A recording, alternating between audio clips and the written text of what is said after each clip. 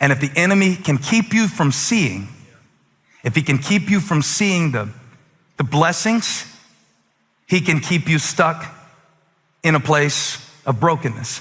If he can keep you from seeing the advantages or the opportunities, he can keep you running. That's a very important thing, is that when your vision of who God is obscured by what you're going through, something very small can block out something much bigger. Can I stay here a minute? Like you're gonna say no. Something very small can block out something much bigger. How could I illustrate this? I'm gonna try to illustrate this real quick. I know y'all aren't prepared for this, so for just a minute, I'm freaking out the camera people. But something very small, this is very small, but what you're supposed to see, you can't see. Pray for me, y'all. Yeah, something very small. This is very small, right? This is very small. Something very small can block out something much bigger. Now you can't see anything that's supposed to be seen. Something very small. Maybe it's no coincidence that I'm using this iPhone that's got some of y'all with stomach ulcers because you won't come off of it and see what's right around you, or you won't use that Bible app. You got that other app open. What's it called? Insta what? Huh? It's not Instagram right now. It's like Insta gross. It's like, it just makes me feel if I stay on it too long, it's just like I'm in an alternate reality, and now I can't see what is invisible. Something small can block out something bigger. Okay, is that camera on? Y'all, we didn't plan any of this, so pray for your preacher right now. Pray for the cameraman. I'm still 6 feet apart, by the way. I want y'all to know that. But I'm just showing you this illustration, how something small, and this is what 1 Kings 19 says about it, that Elijah, who was the great man of God who taught Elisha in 2 Kings 6 everything that he knows, because this is nothing new, because the same God that delivered me from the paw of the lion and the paw of the bear will deliver me from this uncircumcised Philistine too. The only reason Elisha knew what to see in the situation that he'd never been in before, he had followed the great man of God, Elijah, the prophet, the one who called down fire on Mount Carmel. You remember that Bible story, Sean? I mean, he said, if God is God, serve him. If Baal is God, serve him. Choose this day who you will serve. And God answered by fire. 850 false prophets, the prophets of Asherah, had to bow their knee. And then when Elijah got done with that miracle, he went up on a mountain and prayed. Now listen to this about perspective. We're talking about perspective. He said, I hear the sound of the abundance of rain. I hear something that I can't see. I know something that I can't see.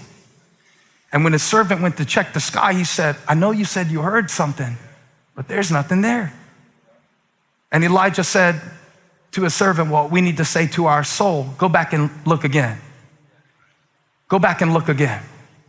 Rejoice in the Lord always. I will say it again, rejoice. I will say it again, rejoice. Say it again, say it again, say it again, check it again, look again, go again, look again, say it again in the chat, say it again in the comments, say it again, say it again, say it again, God is good. Say it again, the Lord is my shepherd. Say it again, God is with me. Say it again, he has not left me. Say it again, I've never seen the righteous forsaken. Say it again, he is the bread of life. Say it again, he's a way maker. Say it again, he's a miracle worker. And when he checked the seventh time, he saw something very small, a cloud the size of a man's hand. Something so small. 3.5 years of drought came to an end because of something very small. But you know what's weird? When Jezebel, Ahab's wife, Ahab was the wicked king. Jezebel was the one really running the show. One preacher said, the last decision Ahab ever made was, I do. Because after that, Jezebel took over and she would kill the prophets. She was much more ruthless than Ahab was. But when Jezebel heard what Elijah had done, she said, well, put it up there on the screen, 1 Kings 19.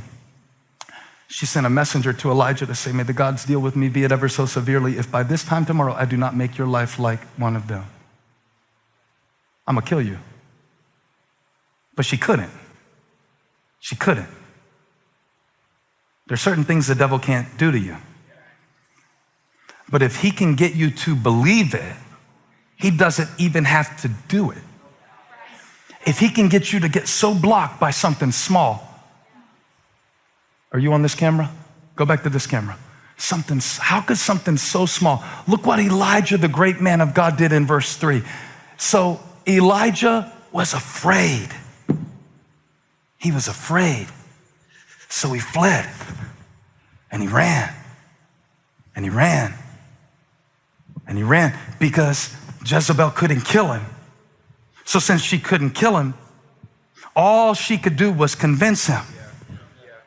And so I believe this message is prophetic, not pathetic, prophetic in the sense that you are allowing something small to block out something bigger.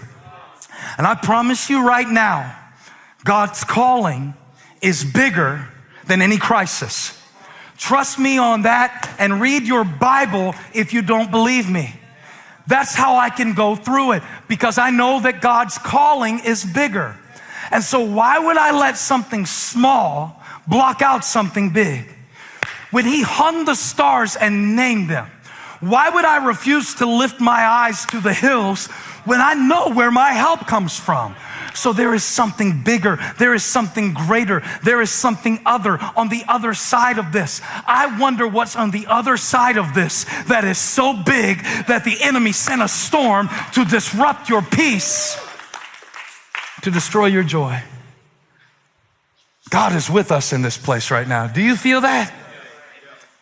And so the prophet said, those who are with us are more than those who are with him. He must have went to public school. This dude is bad at math. Elijah is bad at math. And the servant is like, huh? Because he's counting, right? He's like, those with us are more than those with them. All right. So 1, 2. And then he starts counting the enemy. 1, 2, 3, 4, 5, 6, 7, 8, 9, 10, 11, 12. Because I know somebody's sitting there listening, well, preacher, this is cool. This is neat. But have you seen the news? I'm like, but yeah, I saw it. I see the statistics. But what good is it going to do for me to be afraid? Like, I want to be aware, but there's a fine line between aware and afraid. And let me just say this, and we can edit it out if it's too strong. I think it's dangerous when we start watching a death count on a ticker like it's a score in a baseball game. I think that kind of crosses a line.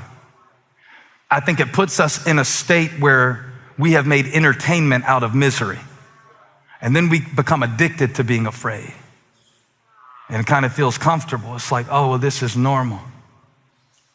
You know one of the reasons Elijah ran from Jezebel? He was used to running. He had been hiding for 3.5 years. So he did what came natural. And a lot of us, when we get in a fear state, it's because it feels familiar to us. This is like group therapy, isn't it? To know that sometimes we feel more familiar in a state of fear than we do in a state of faith. And what the prophet gave him was a different way to do math.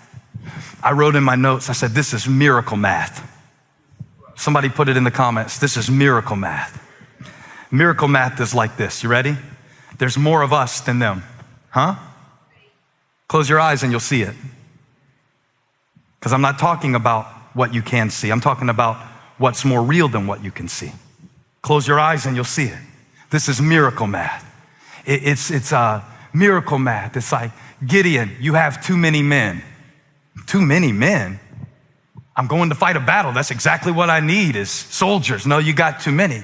Because if you go in with this many men, you will think it was you that won the battle.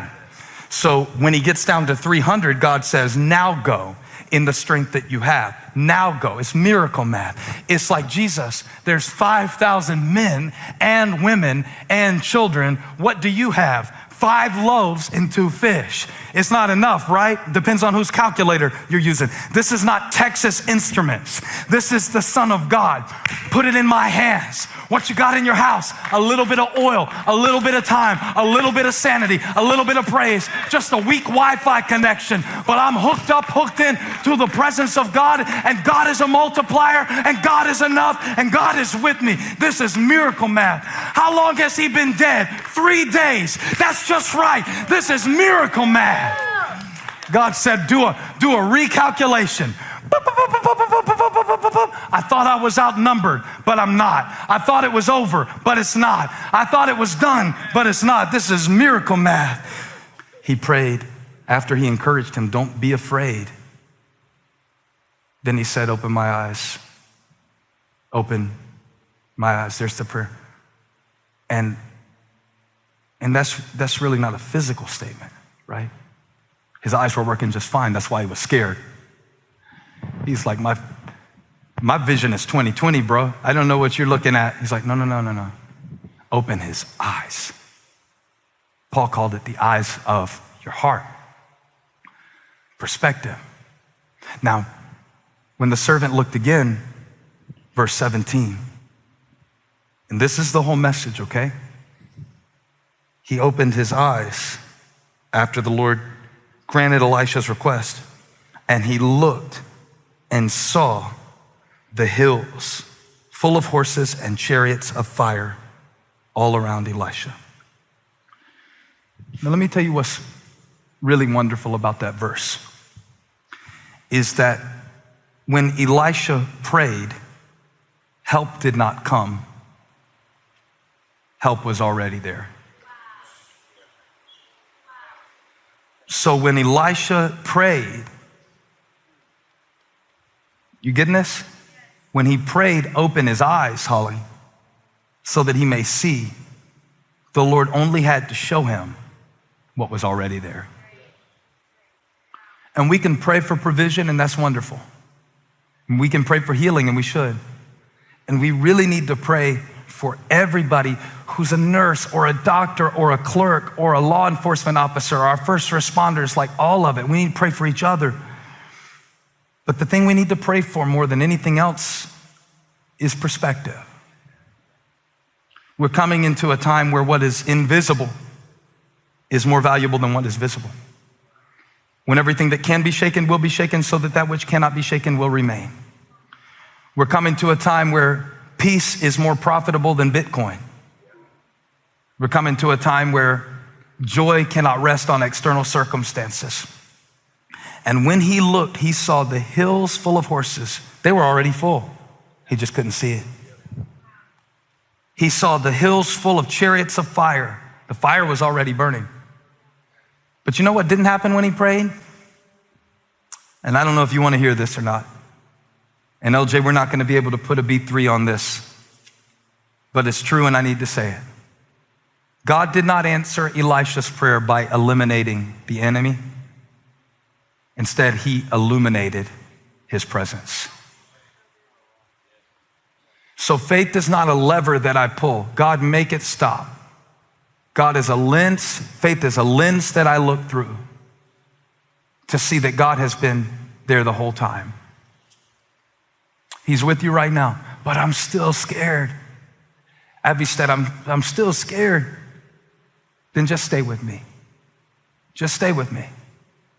And whatever is going on up there, whatever is going on out there, you need to stay with your Father right now. You need to stay in faith right now.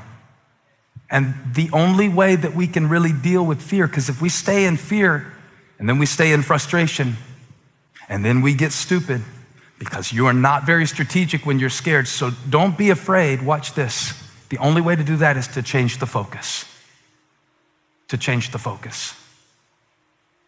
Okay. The situation did not change in 2 Kings 6. The focus did. The only way I know to stop being afraid is to change what I'm focused on.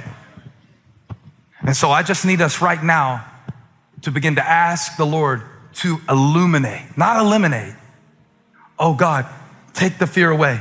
It doesn't work like that. Oh God, give me all the answers. Tell me the plan. I need the strategy. God said, before I give you the strategy, I want to give you your sight and shine light on your situation.